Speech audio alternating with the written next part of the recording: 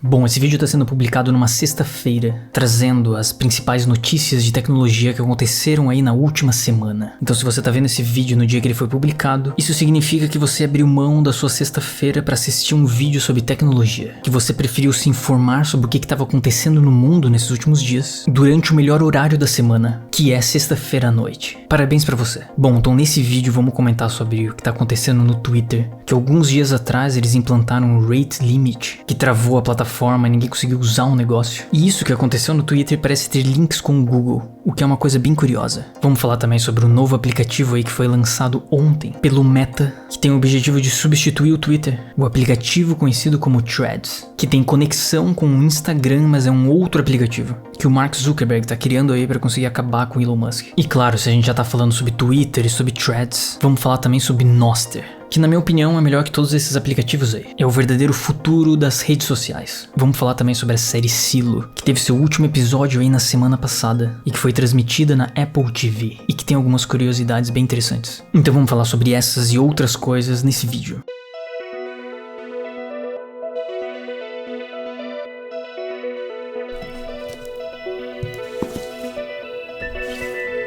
O Silo é na verdade uma trilogia, que são esses livros aqui que eu acabei de mostrar, que foram escritas pelo Hugh Hallway, que é um escritor independente. O cara era desconhecido desse mundo de livros, mas ele escreveu o Silo e acabou dando muito certo, e virou um grande best-seller. E durante muito tempo existia aí algumas especulações que seria feito o filme do Silo. Só que foi só agora, em 2023, que o livro não virou um filme, mas acabou virando uma série, que foi transmitida aí nesse último mês na Apple TV, que teve aí a Rebecca Ferguson como atriz principal. E que apesar de várias críticas aí que o pessoal tá fazendo em relação à série, principalmente dela não seguir fielmente o livro, o que é uma das coisas que me deixou meio decepcionado, pra ser sincero, mas no fundo a série é bem boa. Então dentre esse monte de lixo aí que tem nesses streamings, a série do Silo até que foi divertida de assistir. E já tem aí um monte de site, um monte de gente especulando sobre a segunda temporada, e que provavelmente a segunda temporada vai ser lançada em 2024, na primavera da América do Norte em 2024. Mas tem uma coisa bem curiosa em relação ao autor desse livro, que acabou virando a série. Bom, Hugh Hallway, que é esse cara aqui, que como eu falei, ele não era um cara muito conhecido. E na verdade ele ficou milionário com a venda desse livro, que acabou virando um best-seller meio que repentino,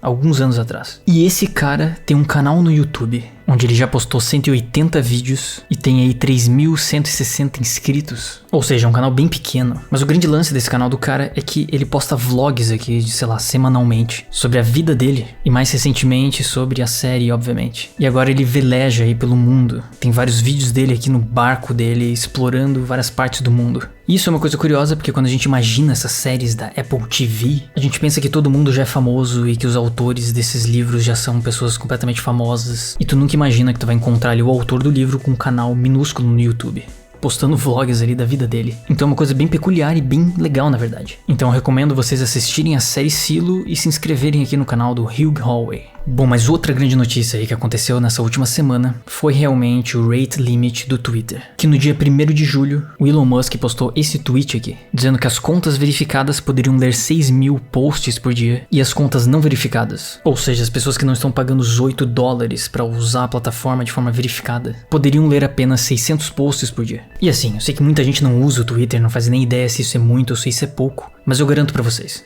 isso é um valor bem baixo. Sei lá, em 15 minutos você usando o negócio já excede ali os 600 posts, que é o limite diário. Então o que aconteceu foi que a plataforma ficou completamente travada. Ninguém conseguia ver nada e foi um grande fiasco. E isso levou a outros problemas, como o Twitter Deck, que é uma outra plataforma, também travou e teve problemas por causa desse limite. E eles ficaram falando um monte de coisa pra tentar justificar isso. A CEO do Twitter, a Linda Yaccarino, falou que eles tiveram que fazer isso pra limitar os bots, que estariam prejudicando a plataforma. Só que a verdade sobre isso talvez seja outra, que eles não estão revelando diretamente. Mas a princípio, o Twitter se recusou a renovar o seu contrato com o Google Cloud. A princípio, o contrato do Twitter junto com o Google venceria no dia 30 de junho. E essa reportagem aqui que eu tô mostrando pra vocês é do dia 11 de junho. Eles estavam dizendo aqui que se esse contrato não fosse renovado, poderia ser que algumas funcionalidades do Twitter parassem de funcionar, porque boa parte do Twitter funciona na infraestrutura do Google, né? Muita gente acha que o Twitter tem seus próprios servers, mas isso não é verdade. A gente vê aqui que o Google é responsável pelo Twitter continuar funcionando. Então é muita coincidência que no dia 30 de junho, quando o contrato foi vencido, no dia seguinte os caras implantaram ali esse rate limit. Parece que realmente uma coisa tá ligada na outra.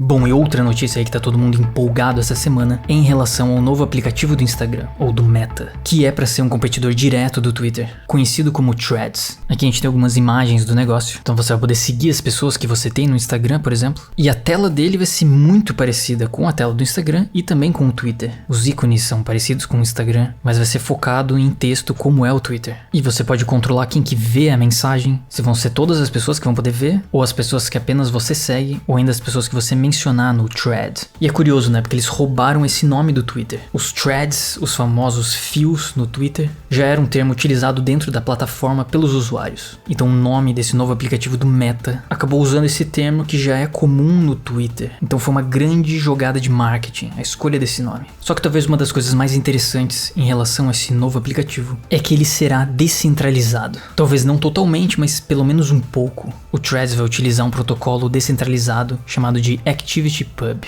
que é o mesmo protocolo utilizado pelo Mastodon, por exemplo, que é uma outra rede social que tenta se aproximar ali a como o Twitter funciona, mas tem esse aspecto descentralizado. Então se a gente vem aqui no artigo do Wikipedia sobre o ActivityPub, diz que o ActivityPub é aberto, um protocolo de rede social descentralizado, e que já teve aí algumas implementações notáveis, como o próprio Mastodon que eu citei, mas também o PeerTube, um serviço de streaming, e até já adicionaram aqui que esse novo aplicativo, o Threads, vai fazer uso desse protocolo. E o grande lance de usar um protocolo descentralizado é possibilitar que os usuários possam migrar para outra plataforma. As pessoas podem, sei lá, exportar as mensagens delas e importar em outra plataforma que utiliza o mesmo protocolo. E essa sempre foi uma das grandes críticas aí das pessoas em relação às redes sociais. Que você criava o seu conteúdo ali dentro, gerava vários seguidores, por exemplo, mas se você fosse para outra rede social, você não conseguiria levar isso junto contigo. E esse ActivityPub é uma forma de possibilitar isso. Então, na teoria, você poderia levar os seus seguidores do Threads para o Mastodon, por exemplo. Bom, isso nos leva a uma outra notícia muito relevante que aconteceu nessa última semana. O aplicativo Damos está correndo o risco de ser removido da App Store. E para quem não faz ideia o que é isso, o Damos é um aplicativo que consegue se conectar com o protocolo Nostr, que é uma nova forma de criar aplicações na internet, de transmitir mensagem entre as pessoas através de um protocolo descentralizado, anônimo e anti-censura. E eu já fiz um vídeo comentando sobre o Nostr, que você pode ver clicando aqui em cima. E várias pessoas como Jack Dorsey, por exemplo, que é o ex-CEO e dono do Twitter, é uma das pessoas que está mais aí defendendo o Nostr hoje em dia, dizendo que o caminho para uma rede social verdadeiramente descentralizada